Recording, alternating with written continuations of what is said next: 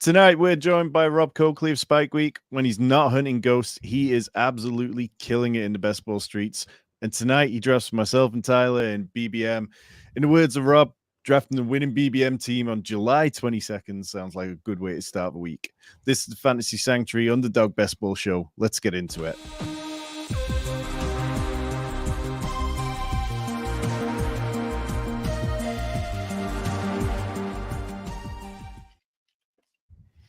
Rob, welcome into the Fantasy Sanctuary. Truly appreciate you joining me and Tyler tonight.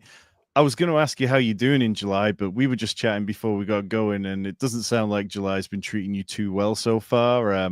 So yeah, you feeling better though than you were last week? I am much better, so much so that I could probably even do a New Age Outlaws intro for you guys if you wanted. Like Absolutely. Just to spice the beginning of this show up a little bit and just do a little, ladies and gentlemen, boys and girls, children of all ages, the Fantasy Sanctuary proudly brings to you the best ball tag team champions of the world, Tom Strachan, Emo Cowboy, the New Age Best Ball Outlaws. We'll work on the name a little bit going forward. Spicy. I like it. Like, oh my god, yeah. I've been watching so much Cowboy Bebop. That would slap. That would slap. There you go. So, Rob, like at this point of year, obviously, 45 days until the season starts. How much are you trying to cram in last minute ghost hunting before the season takes all your spare time away? Oh, buddy, this is like the prime time of year for me because we are getting camp news for football stuff, right? We are just about on the precipice of spooky season. So like everything that I do, worlds are colliding, the mega powers are coming together. We're ghost hunting, we're drafting best ball teams. It's quite a time of the year for me, but I love it. I love it. We'll rest in I'd say we'd rest in November, but then we got to draft playoff teams. Yeah, and then you hit to January and everybody's like, oh, okay, yeah, off season, and now Underdog like, no chance. Yeah. You draft, you keep going. The takes must be never ending. But how are you feeling about your Patriots offense as we're a few weeks out, camp's about to get going? You feel confident in Patriots takes that you have? I have no Patriot. Like I'll draft one-offs of the Patriots. I'm not super heavy on Drake May or anything. Like I think that we're slightly overhyping the Patriots. I understand the cost effectiveness of the team and everything, but I don't fully believe in them as like a viable stacking candidate continuously throughout the season, especially with the week 14 buys, right? Like, so you mix them in with some of the teams that I want to be drafting and they get a little bit more difficult, especially when I like Bo Nix and the Denver players just slightly a little bit more than the Patriots. I'm not saying that I'm fading them, but I'd rather one-off Jalen Polk or, anyone. I love Ramondre just because I think the workload's going to be there. But yeah, I just as a stacking team, it's very few and far between. Not that I won't do it, but I'm not forcing myself into a lot of Patriot stacks, is what I will say. Man, you heard it here first, folks. Ghost Hunter afraid to chase the New England Patriots ghosts of the past dynasties. Hey, we had our 20-year run, man. Like it's not gonna. We don't have to win another Super Bowl in my lifetime. I got to see greatness for 20 years. You don't feel the wisp of Ghost Brady on your back as Drake May takes the field. Oh man, that's not bullish. We won 6, man. Like we don't need I know people like always want to see their team win, but I just got the Celtics win. We're just too good here in Boston that there's always another championship around the corner anyways. So. Oh my god. All right. I need a BBM with all this dynasty jerkin talk. My god. City of Champions. We have Brockton, Rocky Marciano. We can just start naming people that are from around the area that are better than everybody if you wanted to. I mean, we could do that. Rob Coakley, number 1. Rob, how deep into BBM are you? I think I just hit 54 or 55 of my BBM teams. I guess doing a lot of the I was doing a lot of DraftKings stuff, and I also was knocking out a bunch of drafters $2, and I'm trying to get a certain amount in the eliminator that I'm not going to hit. So I've backweighted the BBM streets a little more than I thought I was going to, but we'll get there. Yeah, and if anybody needs help working out how many BBM drafts per day they need to do, head on over to Spike Week, because the draft planner you guys have got is very helpful for just putting in how many more you've got to do, working out how many per day you need. And if you want to be like Hannah, upgrade all the way to Golden Deck Chair, you get 40% off all Spike Week products. It will change the way you draft. Rob, we're picking from the 111. Are you bored with picking at the turns yet? Are you trying to do things differently, or are you still just kind of taking ADP as it comes? No, I do sometimes take it as it comes, but a lot of the times in these back end spots, I look at my player combo exposures and I try to get a little bit different, especially this year where we think that second round of wide receivers is relatively a flat tier as is.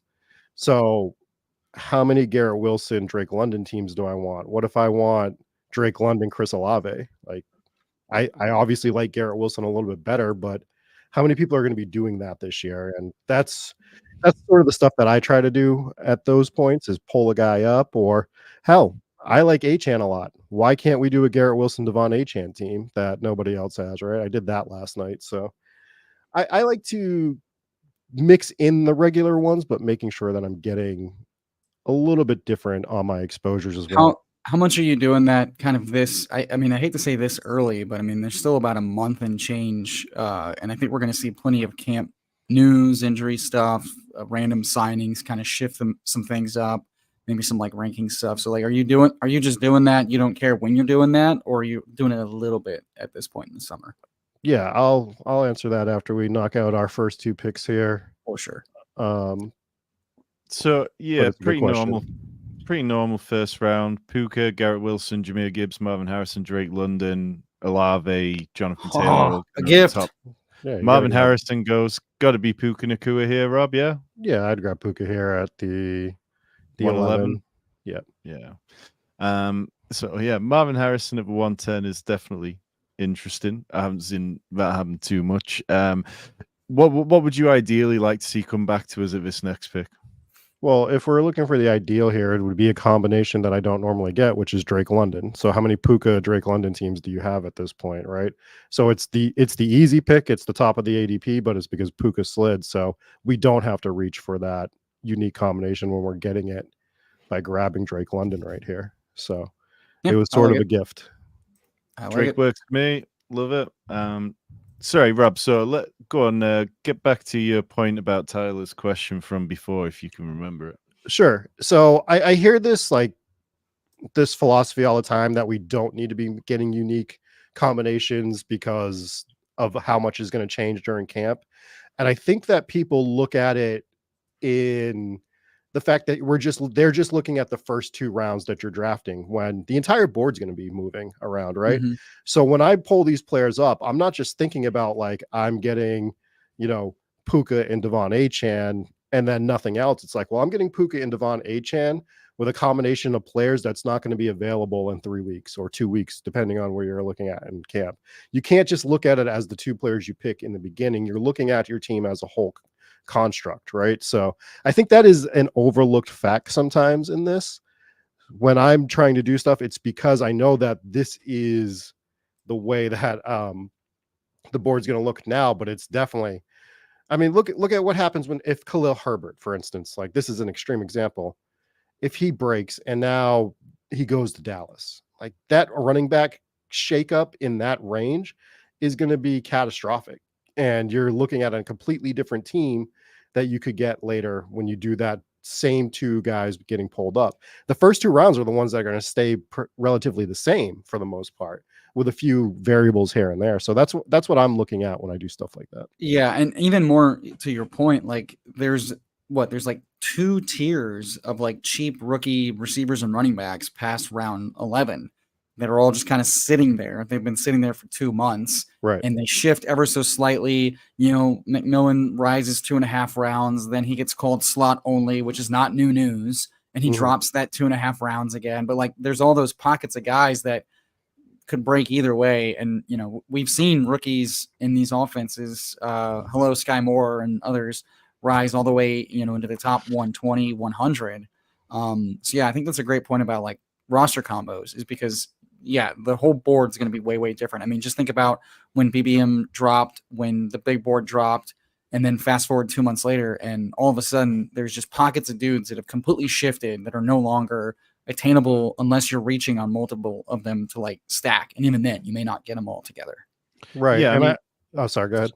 I was just gonna say, I mean, like, think about Jalen Waddle and Kyron Williams. Like, when you picture the first 3 rounds, those are 2 of the guys who fluctuated the most over that time. I mean, even Derrick Henry's had a decent bit of movement across that period. So I think it's a really strong point to be thinking about like the draft board overall and not just going, I want this combination. It's I want this team with this kind of combination.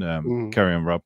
No, I think that's correct, but I also think we a lot of times only think of it in the first 2 round combos. Yeah. When if we go back 2-3 years, I can't remember the exact year, but there was a 5th round where we wanted like 6 or 7 wide receivers. It was the 2 Rams, it was Robert Woods, believe it or not, Cooper Kupp, I believe it was the 2 Bucks with Evans and Yes. Godwin, and like 2 other wide receivers.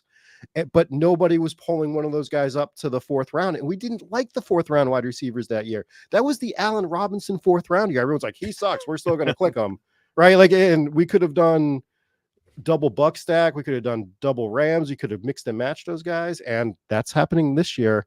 I'll tease it for after our next 2 picks, but I think we have another round of that this year, and people aren't moving up players that they should be moving up, in my opinion. Spicy. Speaking of spicy, I will just note that Underdog dropped a small version of the puppy, the MMG, over the weekend, and we're seeing some casual badges make their way into the BBM streets. Half this lobby, no badges, and already seen some interesting things going on. All right, what do you got up your sleeve, Rob? What are we talking? What do we want at this turn? Well, there's quite a few different ways we could go here. I think that these are the points that I'm trying to occasionally do a Josh Allen, Dalton Kincaid to get a little bit different with that stack. Okay. I also will be doing it with Lamar, of course, with either Zay Flowers or Mark Andrews. So those are probably the 2 ways I would go. Let's go with Josh Allen. I like that way. It's probably one of the ones which I have less exposure to. I have a decent amount of Lamar teams, and I think you probably see more combinations like that. I know a lot of people are trying to create those combinations, try to create the Zay Flowers, Lamar, Mark Andrews triple stack as well, but the Bills one with Dalton Kincaid definitely feels slightly less common. So you're completely happy going Dalton Kincaid here, Rob? Yeah, I'm fine with it. I know it's like pulling him up a bit, but again, we're looking at a way to get Josh Allen a little bit different. I understand that Kincaid's going in the 5th a lot, but is he going at the end of the 5th anymore? No. So very rarely will he make it back. And if you're going to get Kincaid coming back, it's because Josh fell to 41 to 43 and Kincaid somehow fell 54, 56. It's not after either one of those. So then the question becomes how many Josh Allen, Kincaid, Puka, Drake London teams are out there, right? So we're establishing dominance over our lot less, because it's usually Garrett Wilson teams with Josh Allen or Breece Hall teams with Josh Allen. Typically, the only people pulling up is like a Mahomes-Kelsey pairing, and you hope for one or both of the KC guys to make it back around the turn, which is happening as we're talking about pockets moving. It's happening even less and less now. You know, Worthy and Rice are sometimes gone before you get back here at the 4 or 5 turn. Yeah, that's been real difficult with the Chiefs a bit.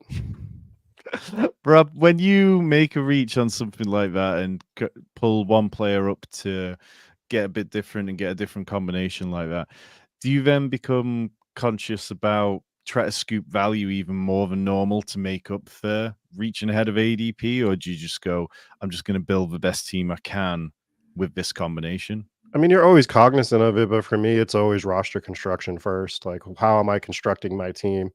The value doesn't matter as much as my team making sense as I'm drafting it, right? So it always comes down to that for me more so than value, because value is like, God, this is real Matthew McConaughey sitting at a circle drinking, times a flat circle. Value is relative to what you think value is type deal. So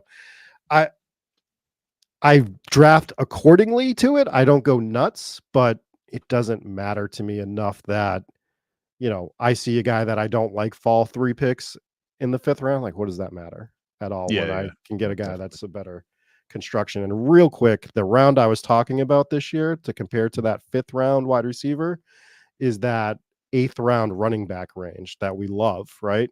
I believe you've coined it like the glory hole.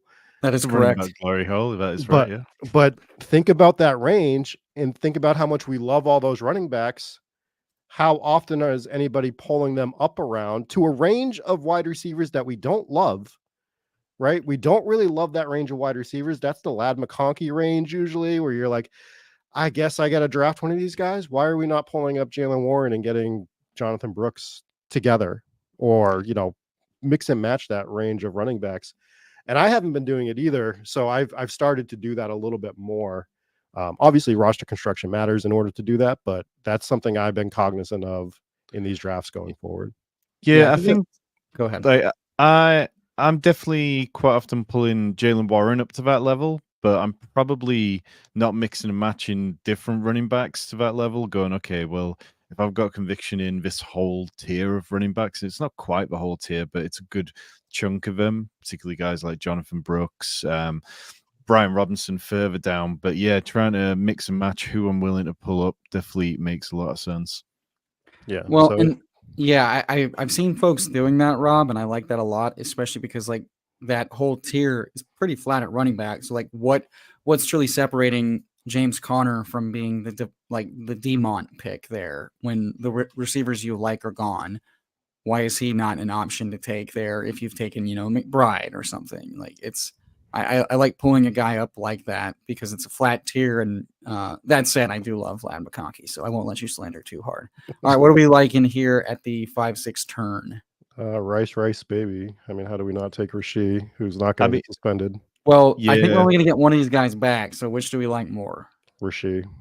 yeah, I'd go Rashi. I mean, the rise has come in. There was a report just before we came on that there hasn't been any kind of talks about suspension between the Chiefs and the league, so it just feels like that is a way off. I'd be very surprised at this point now if it seems like a big suspension's come in. Do you want to look at running back? Do you stack James Cook with Dalton Kincaid and Josh Allen, Rob, or anybody else take your fancy? No, so for me, I want another wide receiver here because I want to attack the running backs going forward. Yep. So my preference is probably D-Hop, but I could take Worthy. I could take a Dunze. I'd be fine with any of those guys.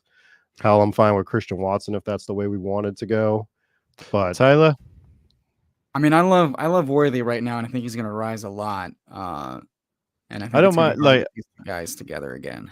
I like that, and I think that it's going to be a fun combination. 2 high-powered offenses that we've got, 4 players from so far. Like, it definitely makes And the plenty bye of week sense. bros are too afraid to have 3 bye weeks in their first 4 receivers, but not us, because we know that bye weeks, much like value, are a construct misunderstood by the masses, and we do not fear those that the masses fear.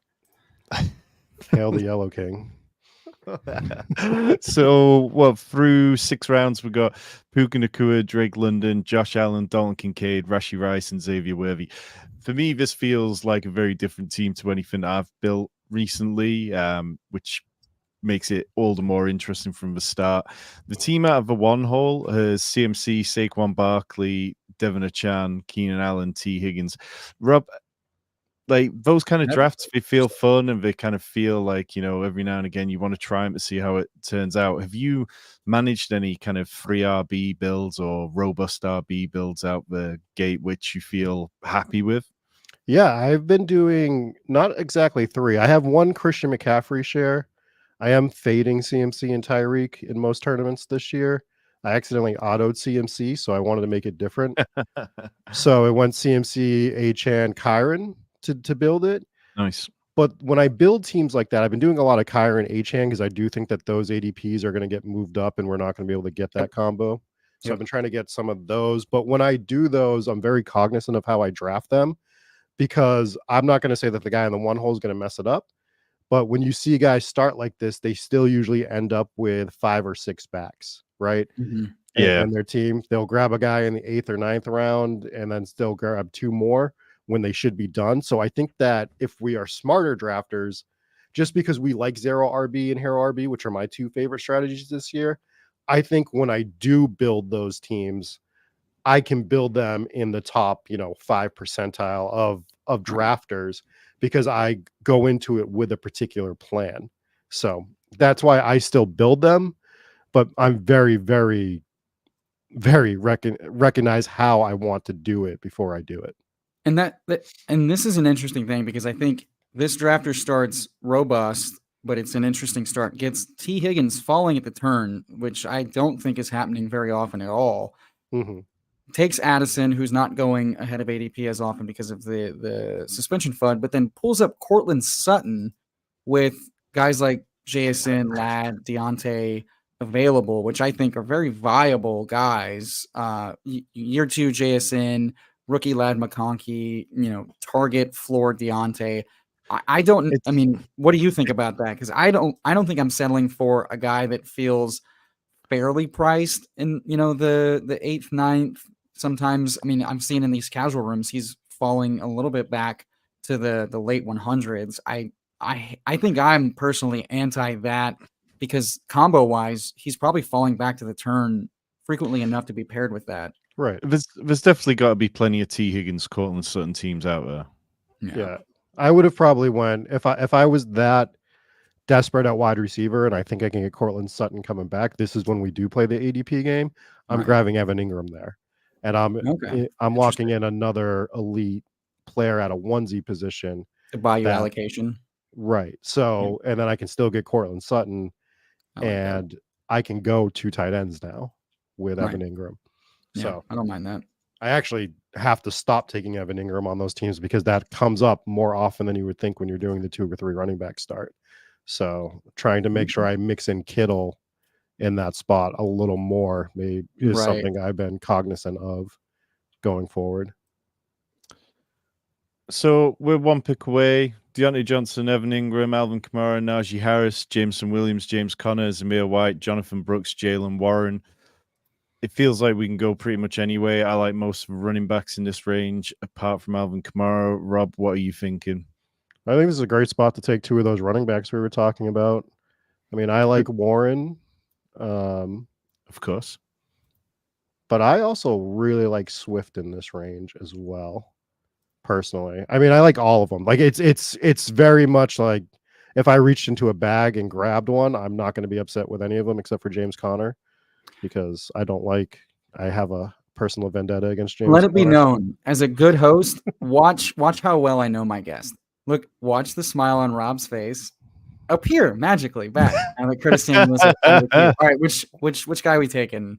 Well, let's take DeAndre Swift. Like, if Rob feels good about Swift, then let's take DeAndre Swift.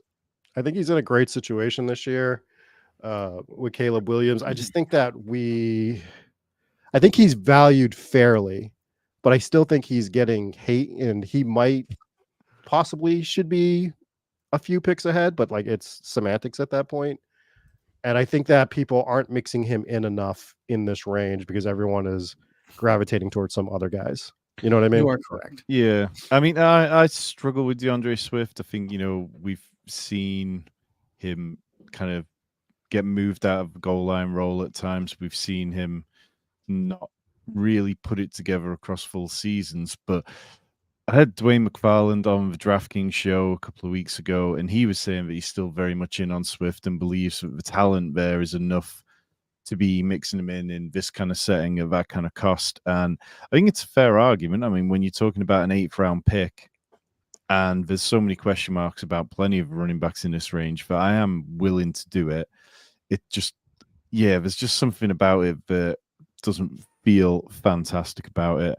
We've got a question in the chat from Dowan saying, hasn't Hayden shown data-wise that pulling more than 5 picks up in first chunk of rounds is negative EV?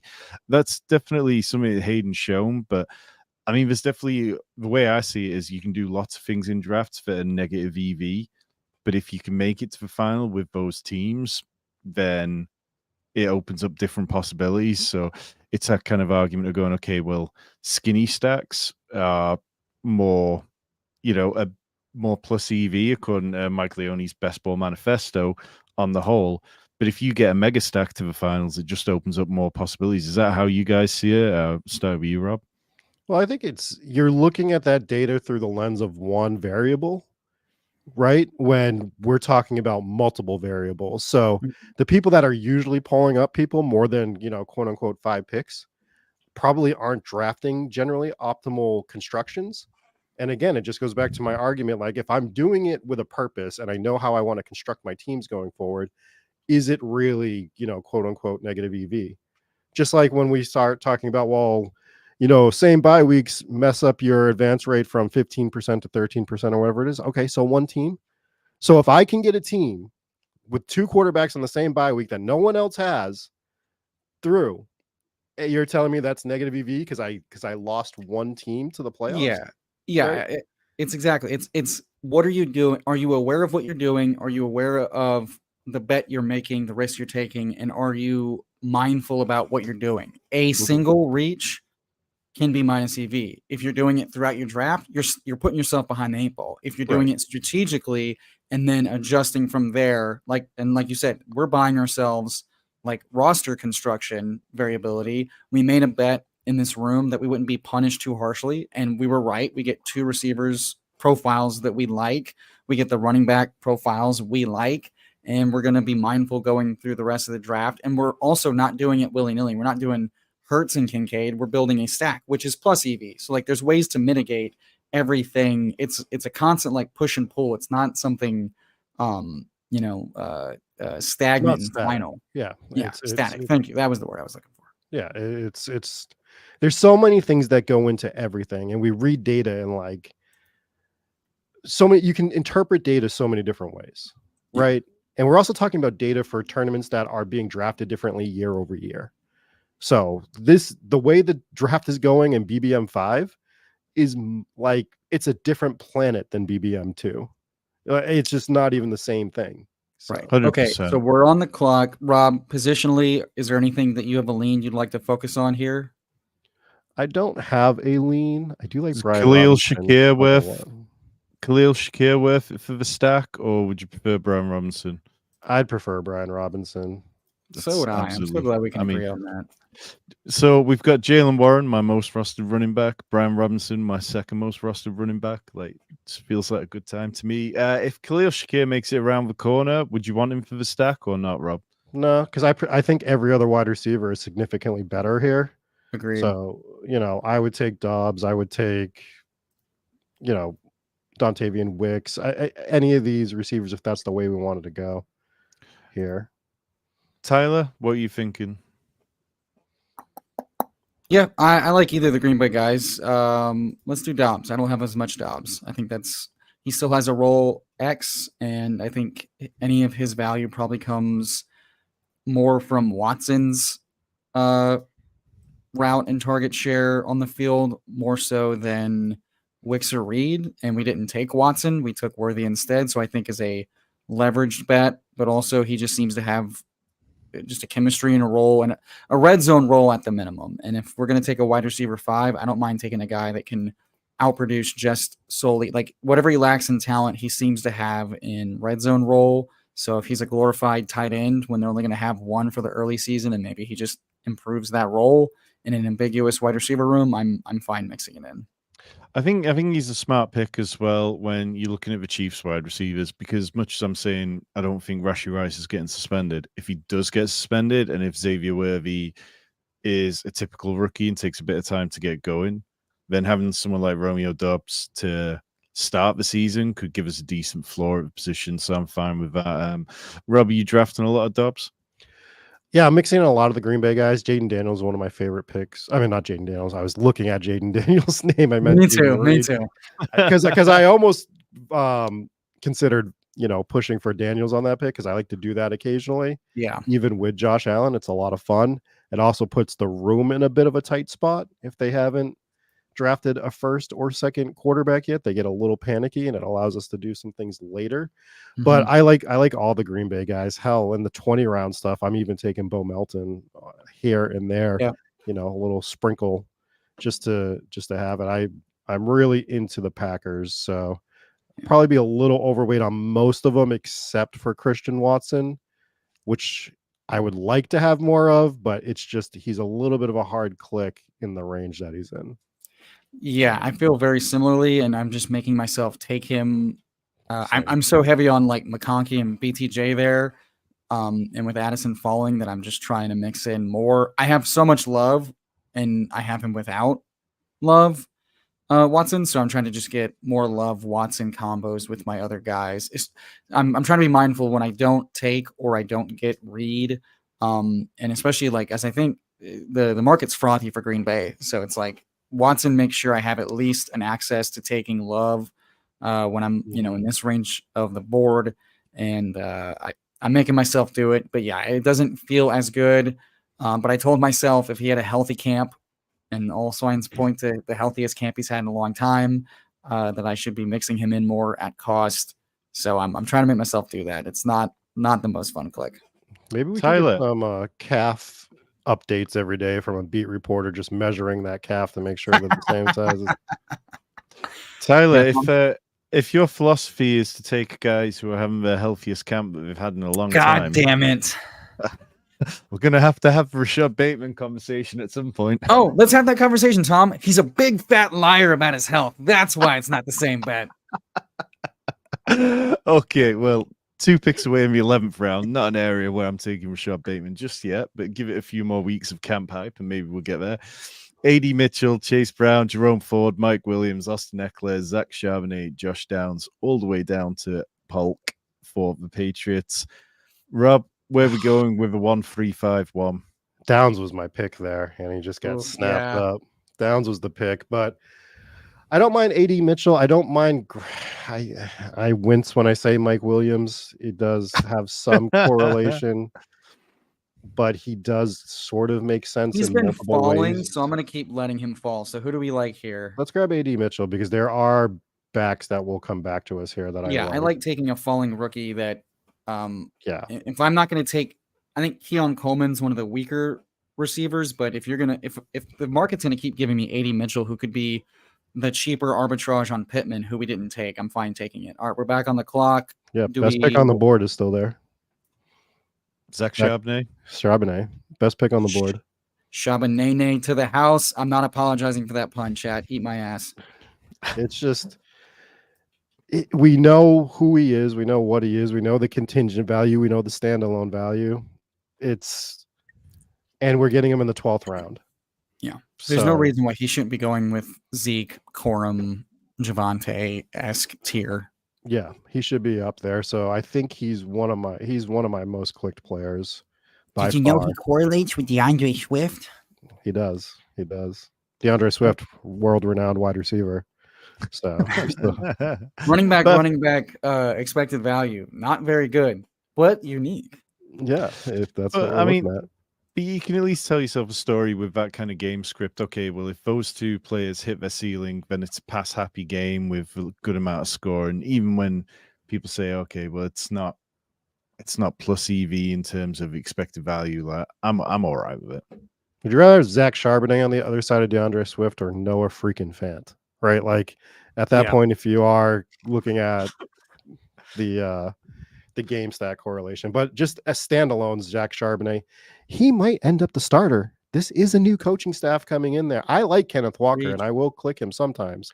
Yeah, but this backfield could shake out in a way, and there's no one else there. It's those two guys, and that's pretty much it. So. Yeah, why can't this start the season 60-40, 50-50? We have no indication that Walker's coming in with like the workhorse role. Right. Like the market's running back last year as if nothing's changed. That worked out super well for Dameon Pierce last year. Yeah, he's great. So before we carry on, I've got to do some housekeeping. If you haven't already, do hit the subscribe button. We smashed through 2,500 subscribers this weekend. Next up, 3,000 by the time the season kicks off. DraftKings show on Wednesday this week. We in Hart. It's Friday best ball happy hour with myself and Tyler and John Daigle from Establish the Run. Redraft videos, we're starting to pump them out. Undervalued and overvalued running backs for Hayden Winks went up last week. Coach Speak Index talk training camp battles with me on Friday. Loads of content like that coming your way over the next few weeks, so do hit the subscribe button. Rob, well, how many teams do you reckon you've constructed with Jalen Warren, Brian Robinson, and Zach Charbonnet? Some are saying too many. So. But that's why I like this one and why I'm good with DeAndre Swift because I've got a lot of teams with Jalen Warren, Brian Robinson, and Zach Charbonnet. So throwing in a DeAndre Swift twist feels fun. But you got to do that, right? Because we do get too comfortable with clicking certain players, and we all fall into that trap, including myself, and trying to be cognizant of that. And the Christian Watson one is another great example that we brought up. You know, we are on the clock though. What you liking, Rob? Not a lot, to be completely fair. I wouldn't hate grabbing Ray Davis with one of these two picks and being done at running back for the correlation here. I do like Bucky Irving better, but I think Ray Davis is probably a better pick for this particular team. Okay. Ray Davis works. Is it worth starting to look at some of these Patriots as a way to backdoor stack some of it? Or would you, if around the corner, would you be okay stacking Geno with Zach Charbonnet? Can we look at the wide receiver list real quick? Sure. Yeah, I'd probably personally would rather grab a Troy Franklin or Marvin Mims here. Cool. If that's the way we're looking. Yeah, I'm fine with that. Yeah, because I was thinking Bo Nix as our back stack seems good. So do you have a lean on Franklin versus Mims here? I'm coin flipping them. I think if I had to put a percentage, it's 55% Troy Franklin, 45%. Let's take the rookie.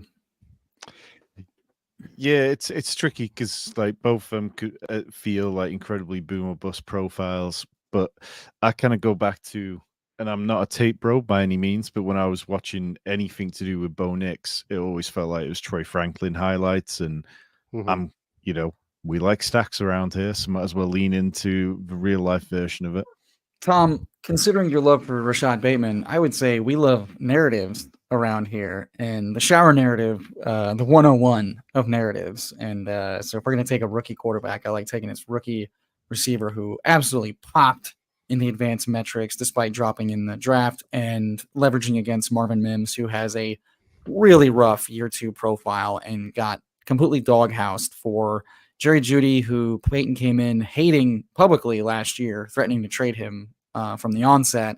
Alligator arm Jeudy, dropping passes, not being able to catch touchdowns and reel them in, and then getting outproduced by Lil Jordan Humphrey and something called Brendan Johnson. So yeah, I'm totally fine taking the rookie black box. Tom, have you ever threatened to trade Tyler to another YouTube channel? Is what I would like to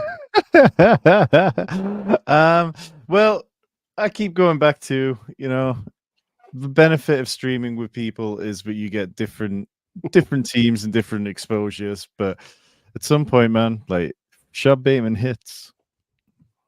Hey, I'm just setting you up for the ultimate. Look, Tom, here's the deal. The thing is, if he hits, you get to clip my ass from like a summer of highlights shitting on him for the ultimate dunk. And if he misses, you get to go delete all of the content you put out on Rashad Bateman. This is a win-win for you, bud.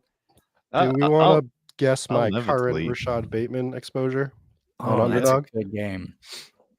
On Underdog only. Underdog only.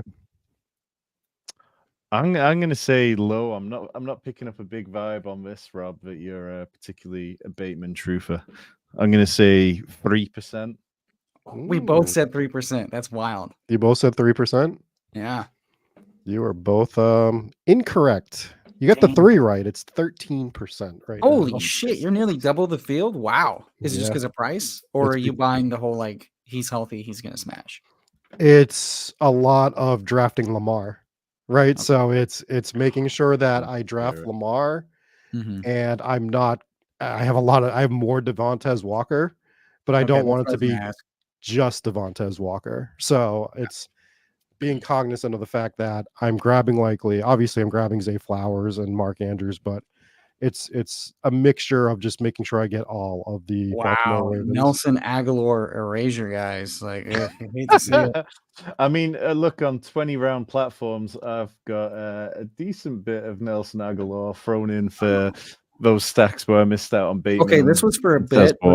it turned out to be true. Nelson Aguilar has outscored on half PPR Rashad Bateman both of the last years. That's rough. I was gonna make a joke, and then it was actually true. So I mean, he scored more points in the NFL than Xavier Worthy has, but we're not going to hold that's that true. against him. That's true. Can't catch Well, I like children that are Xavier falling Worthy's out of name windows, though. Yeah, no, yeah, taking him on stacks, that makes sense. Question in the chat. I work for a living. If you only have time for a few streams to follow, who's your go-to? Don't pick yourself. Spike Week Sanctuary. I mean, Pete Overzet's stuff is absolutely worth doing. You might not have time to watch a 4-hour stream every Monday morning, but there's definitely stuff that's worth dipping in into and out of.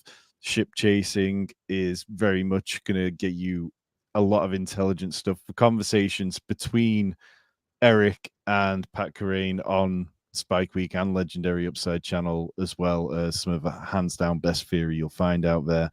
And if you can stomach an hour of anecdotes in between your busy workday, and you want to hear about Eric's NFL Madden franchise. I think he did a analogy within an analogy within an analogy on one of the last couple Legendary Sickos, and I almost crashed my truck because I was like, what are we doing? Yeah, he's inceptioning the anecdotes and concepts. It's incredible. He's like Doctor Strange with a mirror dimension these days with analogies. Well, look, Rashad Bateman's top of the queue there, Tyler. Yeah, I think allocation wise, it seems like tight end time though. No, it probably does. We are lacking in the quarterbacks in the tight end department with only one of each. So where are we heading, Rob? We have our elite tight end, so we can shoot for upside here, right? And Isaiah Likely is the upside of upside in this range. Okay. We like Baltimore Ravens. We want to make Tom happy so that he invites me back on the show at some point in the future. Right? So that's what that's where I would go there. Okay. Personally. I don't mind it. What do we want to do with our second pick? We're at a 1-5-7-2, theoretically done at tight end. 2 receivers go. Corley correlates. I think running back probably makes more sense. I don't know if running back makes more backfield, sense. Or we could go elsewhere. What do you like? I think Corley makes more sense. I don't think we have to take a 6 running back on this team. I'm not saying we don't. Okay. Right. I think that we need to take advantage of this range of running backs sometimes and play them. I'm not saying hyper fragile because it's 5, but we need Warren, Swift, Robinson, Charbonnet to hit already. I mean, if we wanted to get a Braylon Allen to correlate, sure, and we could still add a 6, but for me, I'd rather add on to the wide receivers here like we did. So I thought that Corley or getting Mims for a double would have been 2 ways to play this particular. Oh yeah, I did pull a Davis and the snap picked Corley when you said his name. I would have preferred the double. Good shout.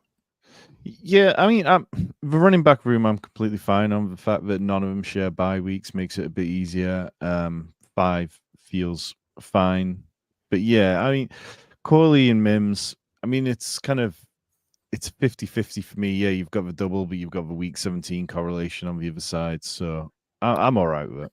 I mean, that said, we also passed up Mike Williams, so I guess if we're doing that, we're saying that who's more likely to get work late in the season? Is it the 30-year-old coming off an ACL with a 1-year contract with not that much money, or is it the rookie they just drafted and they can't stop talking about that Rodgers apparently loves for now? Haven't gotten an update on the darkness retreat for the wide receivers yet, but any day now we expect that reported. I mean, well, if we're going to lean into narratives tonight, that is the housemate narrative, isn't it, with Malachi Corley? So probably building him a pyramid in his backyard after practice. Well, Rob, in a couple of years' time, maybe you'll be able to investigate that. And the ghost of Aaron Rodgers being good haunted this shack once upon a time.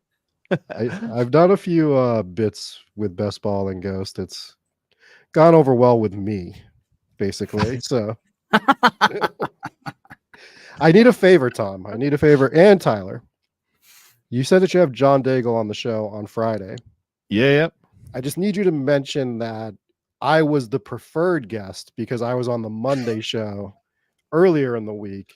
The and that flagship show.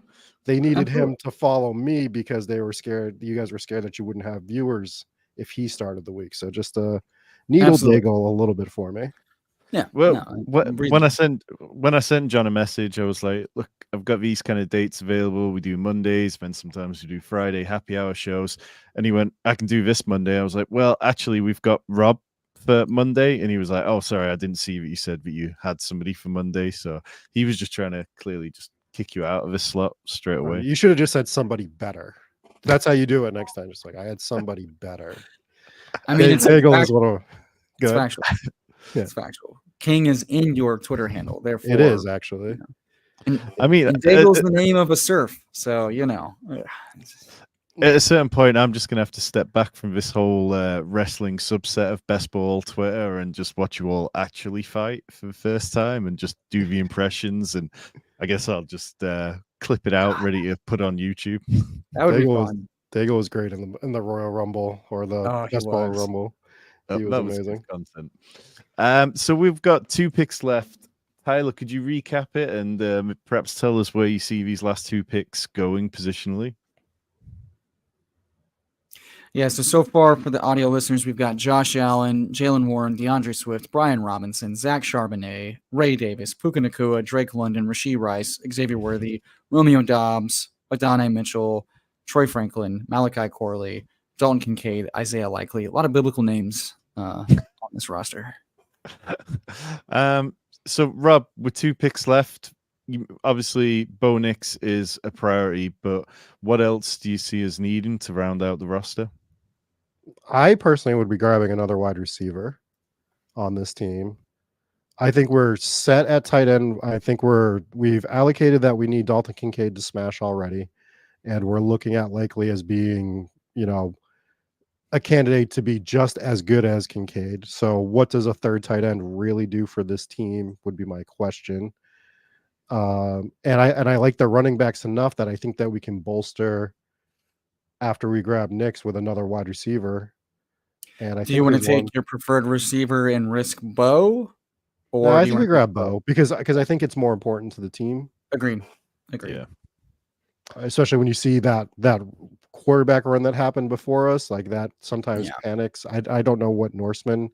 Maybe we would have checked Norseman's quarterbacks to see if he would have been. I checked them, but I saw Chase Brown here, and I know that the backdoor Bo comes preloaded with one Josh Reynolds, so always terrified.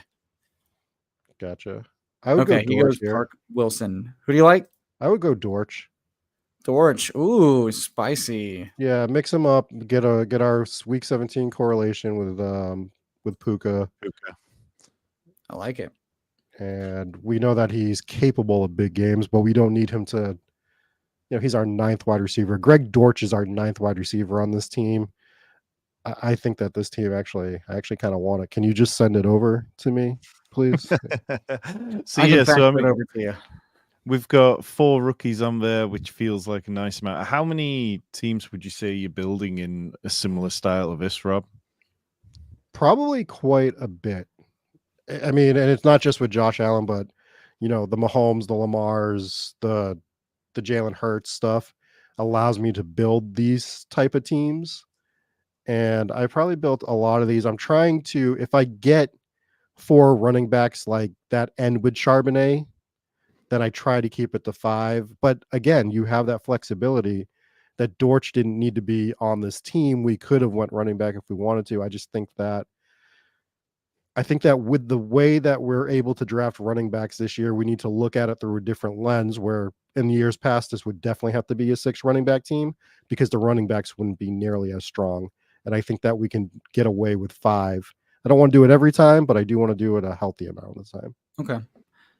Real quick, I pulled up this comment about Tez Walker hurting Likely, and it just made me think about we just had Coach Speak Index on the channel this week for the pre-camp stuff, and if we're talking about Ravens, we're talking about reliability. Just wanted to note this came out about almost 2 weeks ago now about John Harbaugh talking about Likely, saying he's going to be a big part of what we do. He's really reliable about usage and workload, and so you got to think maybe they mix in more 2 tight end sets, and if they do that in order to get Likely on the field more, that comes at the direct expense of Tez. So for this team, we're making the bet that Tez is not. Of course, I stopped sharing the screen. What an amateur. Yeah. I mean, for me, I kind of see Tez more on the outside. I think that's what was lacking for the Ravens last year. So maybe he does take some of those slot snaps, but I think the Ravens talked about wanting to add that big-bodied outside receiver, and that feels like what they got in the 6'2", 195-pound receiver that they drafted. So yeah, I'm not too worried about how he eats into Likely's workload. I think it's more probably one of Bateman or Likely pays off nicely. And Steph saying no more Bateman propaganda. No. This is it. Like, I'll be drafting Rashad Bateman in 28-round FFPC drafts next year if he falls that far. Like, let's go. Go on, Tyler. Recap it all for us. When he's a Tennessee Titan. We finished with a 2.592 classic Coakley, classic Spike Week play. We understand we're gonna deviate from receiver early, thus we need to make up for it with quality quantity. It is a possibility, folks. Trademarking that along with the running back glory hole. Josh Allen, Bo Nix at quarterback. Running back, we are testing the limits of these cheap running backs with Jalen Warren, DeAndre Swift, Brian Robinson Jr., Zach, nice glass of Charbonnet, and Ray Davis. At wide receiver, Puka Nacua, Drake London, Rashee Rice, Xavier Worthy, Romeo Dobbs, Adonai Mitchell, Adonai. I'm not going to figure out how I want it. AD Mitchell, fine, whatever. Troy Franklin, Malachi Corley, Greg Short King Summer Dude, Dortch, and Dalton Kincaid and Isaiah Likely. Fun-ass team.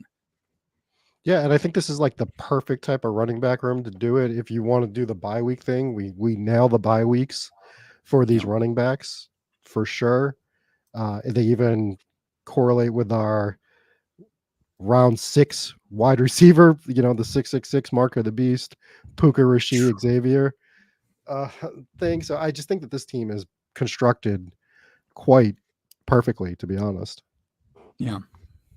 Is there, looking back, Rob, is there any picks that if you could have swapped them out, you would have had back? Tyler, I don't know if you can pull the board back up so we can kind of see it against the board. Is there any spots where you think we could have done something different to give us a stronger team, or are you just generally quite happy with it in general?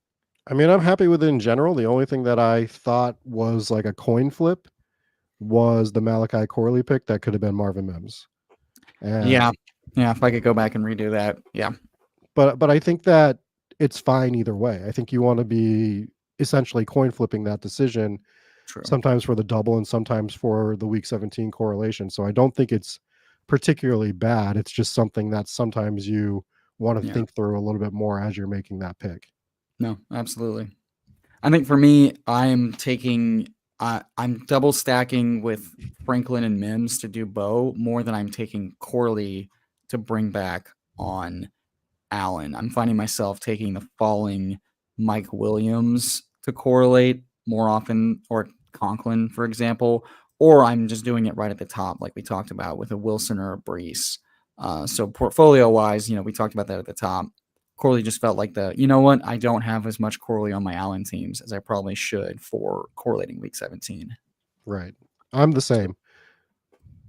So Tyler, like I know you and me are less into Swift than Rob. How do you feel about the Swift pick, given what we built around it in the end? Well, and I think this macro-wise, and it's been talked about quite a bit, but probably not emphasized. So for a player I don't like, if I'm going to take them, instead of taking them like they're immediately a bust, I build like they prove me wrong. Like if you're gonna hedge properly, taking a player you don't take a lot. So in this instance, we're taking Swift, and like Rob mentioned, we're making the bet on these running backs that these are the guys, they're underpriced, and they're gonna outperform ADP and be the guys. So there was, and y'all saw it live. I was very tempted to just go ahead and handcuff with Roshan or Khalil, and Rob fights me back with logic and facts.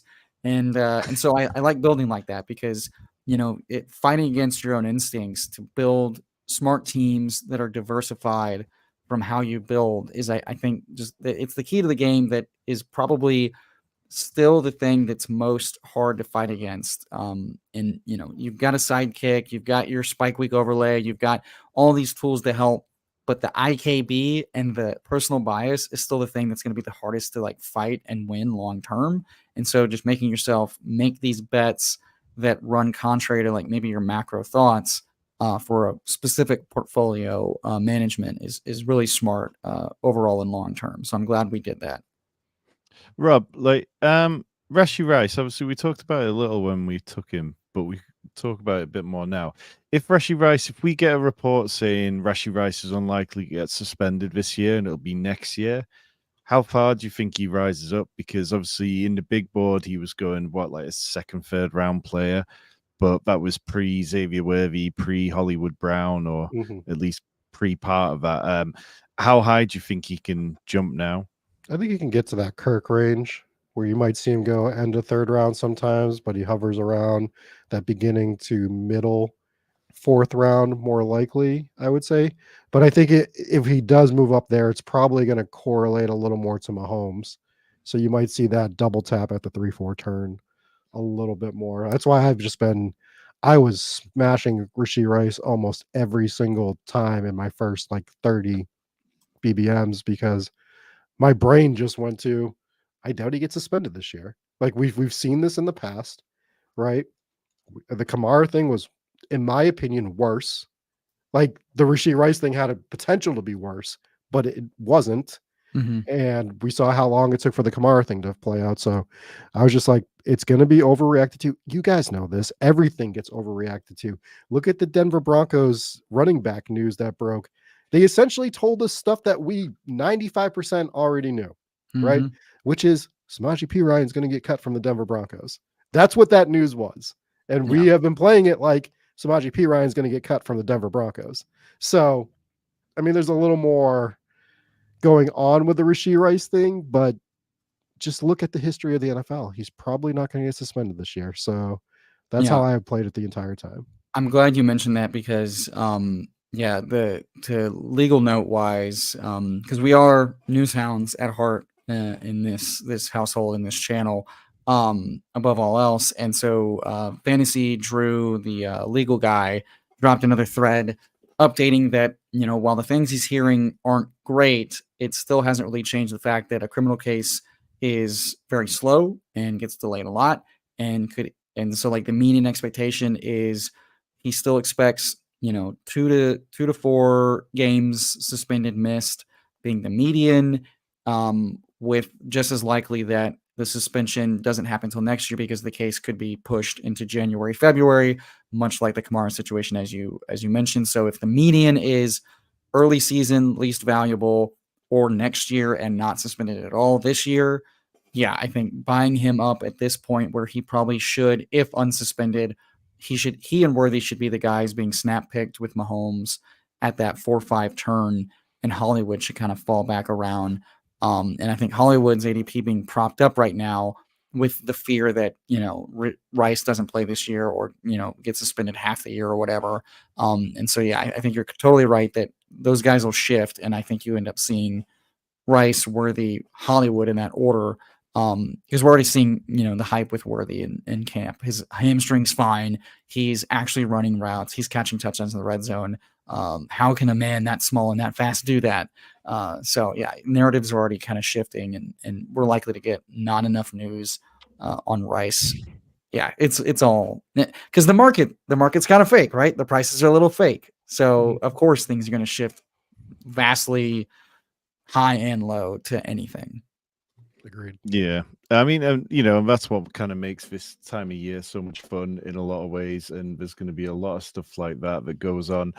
Rob, before we get out of here, why don't you tell people what you've got going on over not only at Spike Week, but also with the Ghost Stories channel, because I can vouch it's absolutely great content and well worth people checking out.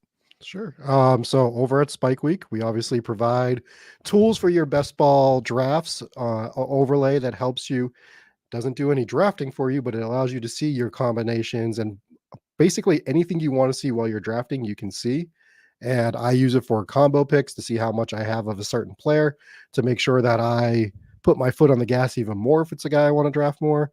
The Discord community is amazing. We do, if you want to do something, and you guys should jump in this at some point, every Tuesday night at 6 p.m. we do something called the Lab, where we send out a Zoom call for free. Myself, Eric, Hacker's usually on it as well. Hacker's the one who created all our tools. We jump on a Zoom call with whoever wants to jump on, and everybody just sort of talks about best ball for an hour, usually an hour. I leave after an hour. Sometimes they go till who knows. I have other shit to something do. with Eric only goes an hour. Yeah. I mean, I have to leave sometimes because, to your point, Tom, every Tuesday night at 9 p.m., I am doing a show called Hometown Ghost Stories, where we do a pre-produced 15-minute like breakdown of a single town and all the hauntings in that town. I actually had Tom do a voiceover for me on an episode, and everyone was yelling at me. They were like, "Why do you have the guy from England doing a voiceover for a Maryland episode?" But it made sense, didn't it, Tom? It It did make sense. You know, he was English. So if you want to hear Tom do some narration for me, go listen to the latest Maryland episode. He crushed it. We have a lot of fun. Dude, that show blew up way more than we ever expected. We have a live show in October for our first ticketed live show in Massachusetts, if you're looking for something spooky to do. And we are also hosting a weekend getaway event on Block Island in Rhode Island, where we're going to be doing ghost tours, investigations, and everything. So Hometown Ghost Stories is way more active than I ever thought it would be, and I appreciate everyone that's checked out that channel as well. No, it's very cool. It's really great production values and a lot of fun. Tyler, I know you're going to be back here with me on Friday drafting with John Daigle, our second choice for a guest this week, but anything else in between? Okay, we're at the very end. I gotta do this. Give me 2 minutes. All right. First and foremost, I've been holding this back. Come to this channel, guys, because we start off with spooky ghosts, we middle it with some nice tits, and we end it with John Dong Dangle. All right, so that's what we got going on this week. And also, he mentioned ghost stories. I have to share this ghost story with Rob on. My wife's from New Orleans, and it's buried here at the end. So for anybody sticking around, this is your treat. New Orleans, known to be spooky, ghost tours galore. I swear to God, it must have been. It's 3 a.m. We're on a corner. We're getting sandwiches. We're getting blitzed. That's how you do it in New Orleans. It's raining. It's drizzling. I'm singing Proud Mary. I'm getting folks coming in and singing it, you know, just making friends with randos. And it's got to be like Andy Dick's doppelganger. Okay, looks like him, sounds like him. I'm still not sure it wasn't Andy Dick, but that's who we're talking about. A group of, you know, middle-aged women walking by, doing tours, doing whatever. Again, 3 a.m. And he stops him and goes, "Hey, you see that building over there? It's haunted. You want to know what the ghost does? The ghost fucks you in the ass." He starts laughing and runs away. It's my favorite ghost-related story. Did you expect anything different, Tom? But yeah, no. Check out Ghost Stories. Super fun, super cool. Do you want a little secret? Yes. We are actually going to New Orleans at the end of September for content to go do some investigations and stuff like that. So that's we awesome. are traveling Investigations.